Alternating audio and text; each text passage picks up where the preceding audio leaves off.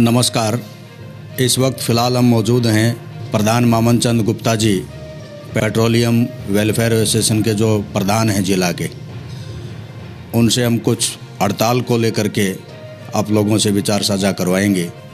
क्या इनकी डिमांड है, कहाँ पेच फंसा हुआ है, जो अक्सर इनको जो ये कॉल करनी पड़ी हड़ताल की, इसको लेकर के हम कुछ आप लोगों से सवाल जवाब करवाएंगे। गुप्ता जी, स्वागत है आपका।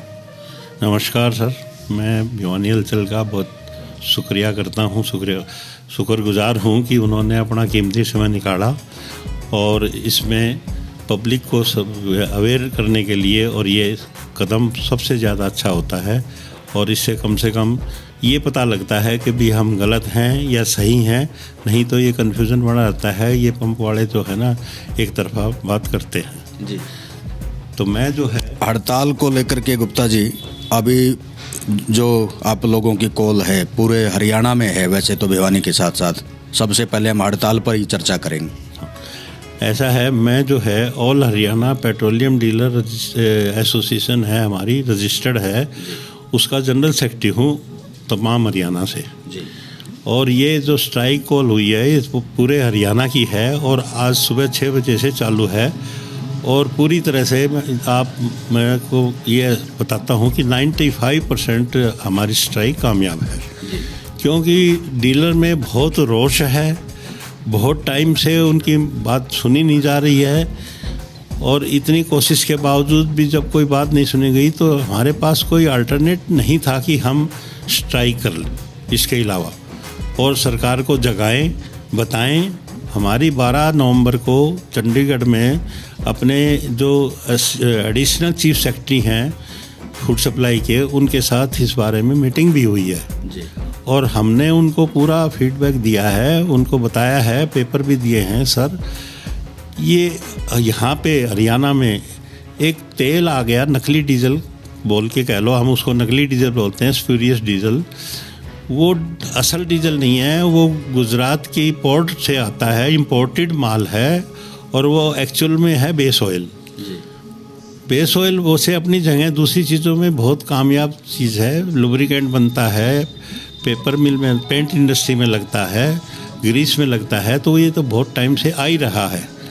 लेकिन अब ये डीजल में डाइवर्ट इसलिए हुआ है कि हमारे इंडिया में डीजल के रेट बहुत ऊंचे चले गए और वो डिफरेंस बहुत ज़्यादा हो गया।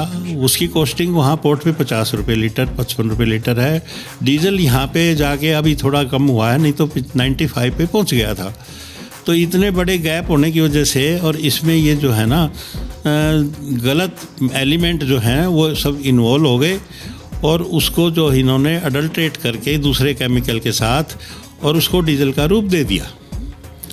और वो डीजल के रूप में जो है ना, जो बड़ी बड़ी लॉजिस्टिक कंपनियां हैं उनको बहुत भारी क्योंकि खपत होती है। शुरुआत वहीं से स्टार्ट हुई है कि उनके ट्राले हैं, बड़े बड़े डंपर हैं और उनके जगह जगह शेड बने हुए हैं, तो उनके शेडों पे ये माल पहुंचना शुरू हो गया और उन्होंने अपनी गाड़ियों में ये डालना शुरू कर दिया। हालांकि उनको ये पता है कि भी ये डीजल नहीं है और गाड़ी में नुकसान भी करेगा, इंजन भी बैठेगा, पंप भी ख़राब होएगा। लेकिन वो हम कहते हैं तो कहते हैं जी, हम उसकी ख़राबी को इस डीजल के बचत से कंपेयर करें तो हमें इसमें ज़्यादा बचत है। वो हम मेंटेन करा लेंगे तो भी ये हमें बहुत ज़्यादा फ़ायदा दे रहा है, इसलिए हम मजबूर हैं, हमें तो ये लेना ही लेना है। और उसकी वजह से हम इसलिए इसमें परेशान हो गए कि हमारी 40 से 50% तक सब पंपों की डीजल की रेट सेल जो है वो ख़त्म हो गई। ये जो गुप्ता जी आप नकली डीजल की बात कर रहे हो, बेस ऑयल जी, तो ये कंपनियां विदेशों से मंगवाती हैं या सरकारें मंगवाती हैं? नकली डीजल बेचता कौन है? ये कंपनियां जो मंगवाती हैं वो डायरेक्ट मंगवाती हैं, वो तो अपने यूज़ के लिए मंगवाती हैं, न कि रीसेल के लिए। उसको एज इट इज़ उनके लुब्रिकेंट बनता है, ग्रीस बनते हैं या और किसी प्रोसेस में काम आता है, वो उसके लिए लेती हैं, मंगवाते हैं शुरू से ही। लेकिन अब रेट डिफरेंस होने से, क्योंकि ये फ्री कैटेगरी में है, इंपोर्ट पे इसका कोई बैन नहीं है, तो कोई भी इंपोर्टर मंगा सकता है, पाबंदी नहीं है। तो इसलिए जितने इंपोर्टर इस लाइन में लगे हुए हैं वो मंगवा रहे हैं, और यहाँ के जो होलसेलर हैं जो बड़े काम करते हैं वो उनसे माल खरीदते हैं। एक सर सब बात हमारे ये समझ में नहीं आ पा रही, मान लो वो लोग मंगवा रहे हैं और हरियाणा के गोदामों में शिफ्ट कर रहे हैं वो, तो आपके पेट्रोल पंपों तक वो कैसे पहुंचा रहे हैं? आप लोग ले रहे होंगे तभी तो पहुंचा रहे होंगे वो। सॉरी, मैं ये क्लियर कर दूं, पेट्रोल पंप पे ये नकली डीजल नहीं आ रहा है। इक्का दुक्का की तो बात मैं नहीं कहता, लेकिन नहीं आ रहा। पेट्रोल पंप पे किसी पे भी ये डीजल नहीं मिलता है, बिकेगा, क्योंकि ये सरकार की एक कंडीशन हो चुकी है, नियम बन चुका, कानून बन चुका, यूँ कह लो कि 1/4/2020 से BS6 का डीजल ही ऑटो फ्यूल में मतलब कोई यूज़ कर सकता है, न उसको कोई ख़रीद सकता है, न कोई बेच सकता है। ये इलीगल है, तो इसलिए पंप वाले इसको ना खरीदते हैं ना बेचते हैं। हड़ताल में जो आपकी मांग है, उन मांगों में पहली मांग यही है बेस ऑयल को बंद किया जाए, नकली डीजल को बंद किया जाए। हमारी मांग इसीलिए है कि भी पूरे हरियाणा में इस टाइम 200 से ज़्यादा गोडाउन बन चुके हैं और उसमें ये डीजल बन के आता है, या कुछ लोग अपने गोदामों में ही उसको डीजल में अडल्ट्रेट करके बना लेते हैं और वो छोटे छोटे टैंकरों में करके माइनिंग पे बेचते हैं, पहाड़ों में जो जनरेटर लगाते हैं उनको देते हैं, बड़ी बड़ी इंडस्ट्री को देते हैं। तो वो ज़्यादातर उनकी सप्लाई उन लोगों के पास है, या जो अननोन है बेचारे फार्मर हैं गांव में, वो उनके ड्रम भरवा लेते हैं। यानी वो गोदामों से डायरेक्ट सप्लाई करते हैं, डायरेक्ट सप्लाई। पेट्रोल पंपों का कोई रोल नहीं है इसमें। पेट्रोल पंपों का रोल नहीं है, पेट्रोल पंप तो खुद दुखी हैं इस काम से, इसीलिए स्ट्राइक की है। नहीं तो हम क्यों करते हैं अगर हमें फ़ायदा होता तो? अगर हमें ही फ़ायदा हो तो हम उसके खिलाफ कैसे जाएंगे? तो पंप वाले तो इससे परेशान होने की वजह से स्ट्राइक पे गए हैं कि भी ये गोदामों से सीधा जा रहा है और जो गाहक हमारे से लेते थे वो टूट गए सारे, वो डाइवर्ट हो गए। यानी आपकी एक जो बात हमारे को समझ में आई, एक तो आप ये कहना चाहते हैं फार्मर को या जो भी डीजल का प्रयोग करते हैं उन लोगों से डीजल ना लें। एक तो आपकी अपील शायद यही है। हाँ। क्योंकि वो जो गोदामों से डायरेक्ट बेचते हैं वो नकली डीजल है, बेस ऑयल से तैयार किया हुआ है। पेट्रोल पंपों से ही डीजल खरीदा जाए। हाँ। हमारा कहना यही है जो आपने बताया कि हम पब्लिक से भी ये रिक्वेस्ट करते हैं, प्रार्थना करते हैं कि भाई जो आपको डायरेक्ट छोटे छोटे मोबाइल ये बाउज़र से मिलता है, जो आपके घर पे जाके खाली करते हैं, जरीगन भी भर देते हैं, ड्रम भी भर देते हैं, वो गलत है। उससे आपको बहुत नुकसान पहुंचेगा, गाड़ियों को, ट्रैक्टरों को भी बहुत नुकसान पहुंचेगा, इंजनों में भी बहुत नुकसान पहुंचेगा। वो कृपया ना लें, उसको छोड़ दें और जो पंपों पे डीजल मिलता है, जो सरकारी कंपनियों का माल आता है, उसका ही इस्तेमाल करें जैसे कि पहले करते थे जी। लालच में ना आए, और ये लालच बहुत महंगा पड़ेगा, इसका कोई फ़ायदा नहीं है। हमारा तो सबसे यही कहना है। बेस ऑयल के अलावा और आपकी डिमांड क्या है जी हड़ताल में जो शामिल की गई है? बेस ऑयल के अलावा अब मैं आपको थोड़ा सा इस बारे में और बता दूं, हमने इस बारे में कम से कम 15-20 लेटर लिखे हैं हरियाणा सरकार को, सेंट्रल गवर्नमेंट को और पुलिस वगैरह को। हमारी कोई सुनाई नहीं हुई, कोई जवाब तक नहीं आया। फिर हमने मिलने का समय मांगा, सीएम साहब से मांगा, 3 बार तो उनको रिमाइंडर दिए, डीजीपी पुलिस से मांगा, 2 बार उनको भेजा, डीजीपी है, एडीजी है, सीआईडी वाले, उनसे मांगा, कोई हमें टाइम नहीं दिया। किसी ने हमें मिलने तक का टाइम नहीं दिया, न हमारी किसी पत्र का जवाब दिया। इसलिए हमारे सामने कोई उसका अल्टरनेटिव नहीं था, विकल्प ही नहीं था, हम क्या करते, इसलिए मजबूर। वैट की जो बात आप कर रहे हो, वैट ज़्यादा है हरियाणा में। अगला बताता हूँ आपको, जो वैट का मैटर है। अभी क्या हुआ कि रिसेंटली सबको पता है पंजाब ने डीजल पे और पेट्रोल पे दोनों पे वैट घटाया है जी। लेकिन जब सेंट्रल गवर्नमेंट ने एक्साइज घटाई थी, उस टाइम हरियाणा ने भी अगले दिन पेट्रोल पे वैट कम कर दिया था 5 रुपये, उसका इफेक्ट 6 रुपये बना था टैक्स लगा के। लेकिन डीजल को उन्होंने नहीं टच किया। अब वो डीजल का पंजाब में रेट वैट कम होने की वजह से हमारा हरियाणा का रेट सबसे ऊपर हो गया, क्योंकि वैट यहाँ ज़्यादा है। अब आज के दिन पोजीशन ये है, पंजाब सस्ता है, चंडीगढ़ सस्ता है, हिमाचल सस्ता है और जे एंड के सस्ता है। सब सराउंडिंग जितने भी हैं स्टेट, सबका सस्ता है। हरियाणा महंगा है, तो हमारी तो सारी सेल जो वहाँ डाइवर्ट हो गई हमने सरकार को भी बताया, लेटर भी लिखा, भी आपके वैट कटने से आपका कोई रेवेन्यू लॉस नहीं होगा, उतनी ही सेल बढ़ जाएगी आपकी, जो कि सेल अब जाके दूसरी स्टेट में जा रही है, तो आपका तो रेवेन्यू इसमें भी कम हो रहा है हायर होने की वजह से। तो आप इसको कंसिडर करिए, चेक कर, स्टडी करवाइए। हम गलत नहीं बोल रहे हैं, हम अपने फ़ायदे की नहीं कर रहे हैं, सरकार का भी फ़ायदा है इसमें, पब्लिक का भी फ़ायदा है, उसको कम रेट में तेल मिलेगा तो वो भी खुश होगी। तो इसको आप करिए ठीक। जी, कोरोना काल में जो वैट लगाया गया था वो अभी जारी है या सर वापस ले लिया गया? नहीं, वो जारी है। कोरोना काल का वैट उसमें एक अलग से भी लगाया था, वो भी नहीं कम किया है, वो भी कम नहीं हुआ है। स्पेशल लगाया था उसके लिए, उस फंड को करने के लिए जनरेट, वो भी चल ही रहा। तो उसका असर ग्राहकों को भी है, आप लोगों को भी है? ग्राहकों को है, हम तो भी चुके हैं, हमने तो जैसा मिलेगा हम आगे बेच देंगे, ऑफर कर देंगे, हम क्या कर सकते हैं। अल्टीमेटली पब्लिक पे जा रहा है सारा बर्डन, तो इसका पब्लिक को महंगा मिल रहा है। अब नुकसान तो आपका ये भी हमें सूचना मिली थी, करीब 4 साल से आपको कमीशन नहीं मिल पा रहा है। हाँ, हमारा 2017 1/8/2017 को हमारा कमीशन रिवाइज हुआ था, और कमेटी सेंट्रल गवर्नमेंट ने एक कमेटी बनाई थी।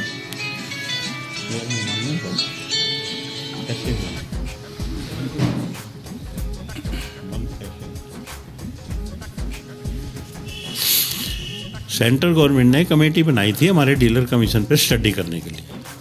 उसकी रिपोर्ट आई, वो गवर्नमेंट ने मान ली, और उस रिपोर्ट में ये क्लियर कट है, हर 6 महीने में आपका कमीशन रिवाइज किया जाएगा, बढ़ाया, क्योंकि खर्चे बढ़ते रहते हैं जी। और उस रिपोर्ट में ये क्लियर कट लिखा हुआ है कि जो पंप वालों को कमीशन मिलता है उसमें 90% उनका पंप चलाने का खर्चा ही है, प्रॉफिट नहीं है। हर साल में अगर खर्चे तो बढ़ते जा रहे हैं तो हमारा तो कमीशन जो है ऊपर गया, खर्चे ऊपर गए, कमीशन डाउन रह गया। क्या करें हम? हमने तो खूब रोना रोया है, बहुत कितनी बार करी है, लेकिन कोई सुनता ही नहीं है। स्ट्राइक करने से पहले कोई चेतावनी सर आप लोगों ने दी हो? दी है, खूब लेटर दिए हैं, पूरे डिटेल्ड लेटर हैं मेरे पास, और एक मैंने नहीं, हिंदुस्तान की हर स्टेट ने दिए हैं, मिनिस्ट्री ऑफ पेट्रोलियम को दिए हैं, कंपनियों को दिए हैं, सारी तरह पूरी डिटेल बना के दी हैं। लेकिन अब एक बात इसमें और भी है सोचने वाली, कोई कहे तो, जो हमें कमीशन मिलता है ना तो सरकार देती है, न कंपनियां अपने फंड में देती है, जितना सिर्फ वो एक अमाउंट फिक्स कर देती है, अभी इतना इनको कमीशन मिलना चाहिए, और वो कमीशन हमें जो है ना, जो हम माल खरीद के लाते हैं उस वैल्यू में जोड़ के बेचना पड़ता है, तो किसी के घर से नहीं जाता, उसके बावजूद भी सुनाई नहीं है। अभी जैसे स्ट्राइक है सर, सुबह 6 बजे तक रहेगी जी, तो आपातकाल के दौरान जितने वाहन निकलते हैं, कोई आपातकाल में पेट्रोल डीजल लेना चाहे तो वो तो नहीं ले सकता? नहीं, उसके लिए हमने छूट दे रखी है, कोई फायर ब्रिगेड है या एम्बुलेंस है, उसके लिए कोई रुकावट नहीं है, उसको जहाँ भी जाएगी उसको वहाँ पे मिलेगा। सरकारी वाहनों को छूट है? नहीं, सरकारी वाहनों को कोई छूट नहीं है। सरकारी वाहनों को तो हमारी स्ट्राइक से पहले ये हिदायत मिल गई थी कि भाई आप अपनी गाड़ियों में अपना अरेंज कर लें, क्योंकि सोमवार को ये पंप बंद रहेंगे। सरकार ने खुद ये सर्कुलर जारी किया हुआ है, और न ही हमने सरकारियों को तेलात दिया है, सिर्फ एम्बुलेंस और फायर ब्रिगेड आपात स्थिति जी, सिर्फ उनको हम अलाउ कर रहे हैं, जहाँ भी उनको जरूरत हो उनको मिल भी रहा है, कोई शिकायत नहीं है। आगामी क्या कदम रहेंगे सर? स्ट्राइक पे अभी सरकार नहीं सोचती है? ऐसा है, अब तो हमारी 24 घंटे स्ट्राइक है, अगर उसमें कोई मामला सॉल्व नहीं है तो आगे 72 घंटे की, 48 घंटे की, जैसे भी एसोसिएशन फैसला करेगी। ये स्ट्राइक बढ़ेगी यही आगे दोबारा होगी? बढ़ेगी, ये नहीं बढ़ेगी, ये तो अपने टाइम पे ख़त्म हो जाएगी। लेकिन उसके बावजूद हम सरकार को, कंपनियों को बीच में टाइम देंगे, स्ट्राइक के माध्यम से कह लो कि भी हमारी कुछ सुनाई करो आप, और उनको लास्ट में 15 दिन में, महीने में फिर एक हम नोटिस चिट्ठी भेजेंगे, भी आपने सुनाई नहीं करी, हमारा अगला इस तारीख से ये स्टेप होगा, उसमें 48 घंटे की होगी या 72 घंटे की होगी, ये मैं नहीं कह सकता जी। अभी क्या कहना चाहते हैं सर आप इस स्ट्राइक को लेकर के आमजन को, जो आमजन भी परेशान है? हम तो सरकार से और कंपनियों से एक ही अपील करते हैं कि हमारी अगर कोई भी नाजायज़ बात हो तो हम दोषी हैं, हम कसूर अपना मान लेंगे, लेकिन जब अगर हमारी जायज़ मांग है, सरकार भी मानती है, 12 तारीख की मीटिंग में हायर अथॉरिटी ने माना है कि भी ये नकली डीजल नहीं बिकना चाहिए, हम इसको रोकेंगे, कोशिश करेंगे। हम तो ये कहें भी जल्दी से जल्दी नकली डीजल की बिक्री रोकी जाए, उससे पंप वालों को थोड़ा रिलीफ मिले कि उनकी बिक्री बढ़े, तो उनको थोड़ा सा फ़ायदा हो, जिससे वो अपना पंप चला सकें। आज के दिन ये कंडीशन हो गई है, पंप चलाना एक मुसीबत हो गया है, अनवाइबल हो गया है और घाटे का काम हो गया है। तो इसलिए हमारी सरकार से और कंपनी से यही अपील है कि हमारी जो 4 मांगे हैं उनको आप ईमानदारी से सिंपैथिकली जो है ना गौर करें और हमें उसके बारे में आप प्लीज़ कार्रवाई करके रिलीफ दें। ये सेल कौन कर रहा है जी? जो नकली डीजल है डायरेक्ट जो गोदामों में जो आ रहा है, ये कंपनियों के कुछ प्रतिनिधि हैं या किस प्रकार के, ये चोर बाजारी कैसे? नहीं, ये कंपनियों का प्रतिनिधि कोई नहीं है। इसमें जो तेल का काम करते हैं माफिया, जो पहले स्मगलिंग करते थे, जैसे अब राजस्थान में तेल महंगा है जी, तो हरियाणा में सस्ता है या पंजाब में सस्ता है, तो वो वहाँ से डीजल स्मगलिंग होता है, गाड़ियों में ले जाके राजस्थान में बेचते हैं। तो उसका एक बहुत बड़ा गैंग बना हुआ है। पहले ये यूपी में बहुत जाता था, यूपी के रेट बहुत महंगे थे, वो एक माफिया क्रिएट हो चुका है बहुत भारी। ये पूरे देश की बात है। हाँ, पूरे देश की बात है। ज़्यादा जिस एरिया में होता है वहीं पहुंच जाते हैं, जहाँ पे उनको रेट आई हुआ वहीं पहुंच जाएंगे, वहीं बैठ जाएंगे जाके। तो इनके बहुत लंबे हाथ हैं, हम इनका मुकाबला कुछ कर नहीं सकते। लंबों का तो हम ये कह सकते हैं सर, सरकार की कहीं न कहीं मिलीभगत हो सकती है। लंबे हाथ तो सरकार से बड़े और क्या हाथ हो सकते हैं? अब सर मैं इस बारे में कहूँगा तो बुरा लगेगा, लेकिन ये सबको पता है कोई भी गलत काम किसी सपोर्ट के बगैर नहीं चलता। उसको सपोर्ट ज़रूर मिलती है, वो कहाँ से मिलती है कहाँ से नहीं है। वो जो सपोर्ट देने वाले हैं वो बहुत ताकतवर है, छोटी मोटी सपोर्ट से वो नहीं चलेगा, बहुत ताकत से उनको सपोर्ट मिली हुई है। इसीलिए वो निडर होके कर रहे हैं। कितना निडर है, इतनी हमने बात कर ली और कर ली, उनके कोई असर ही नहीं है। बल्कि वो तो हमें चैलेंज करते हैं, आप कितनी स्ट्राइक करे जाओ, ये तो काम चलेगा, बंद ही नहीं हो सकता। हम क्या जवाब दें? जब वो इतनी हमें चैलेंज करके कहते हैं तो फिर क्या करें हम उसमें? हमारे पास ये सरकार पे ही ये कहने का बनता है कि भाई सरकार के हाथ तो बहुत बड़े हैं, सरकार चाहे तो 2 मिनट में बंद करवा दे। और हम 12 तारीख को मिल के आए, सरकार चाहती तो 13 तारीख को ही रेड गिरवा देती, क्या दिक्कत थी? सारी मशीनरी है, सब जिलों में उनके पास साधन है, क्या नहीं हो सकता था? और हमने रास्ता भी बताया था उनको, आप ठीक है कानून के हिसाब से चलेंगे, हम मानते हैं, आप कानून से बाहर ना जाइए।